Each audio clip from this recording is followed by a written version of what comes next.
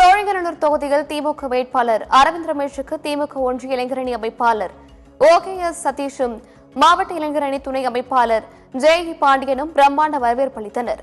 தமிழ்நாட்டில் அதிக வாக்காளர்களை கொண்ட மிகப்பெரிய சட்டமன்ற தொகுதியான சோழிங்கநல்லூர் தொகுதியில் திமுக சார்பில் அரவிந்த் ரமேஷ் போட்டியிடுகிறார். தொகுதியில் தீவிர பரப்புரை மேற்கொண்டு வரும் அவருக்கு திமுக ஒன்றிய இளைஞரணி அமைப்பாளர் OKS சதீஷ் ஏற்பாட்டில் உற்சாக வரவேற்பு அளிக்கப்பட்டது.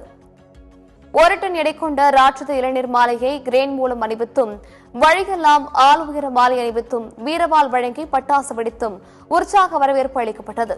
இதனைத் தொடர்ந்து மாவட்ட இளைஞரணி துணை அமைப்பாளர் ஜெயி பாண்டியன் ஏற்பாட்டில் சுமார் 737 கிலோ எடையில் 15 அடி உயரம் உள்ள ராட்சத ஆரஞ்சு மாலையும் அணிவித்து கோலாகல வரவேற்பு அளிக்கப்பட்டது. உடன் சாக்லேட் மாலை அணிவித்தும் 6 அடி உயரமுள்ள வெள்ளி செங்கோல் வழங்கியும் பாரம்பரிய நாட்டுப்புற கலை நிகழ்ச்சிகளுடன் திமுக வேட்பாளரை மக்கள் உற்சாகமாக வரவேற்றனர்.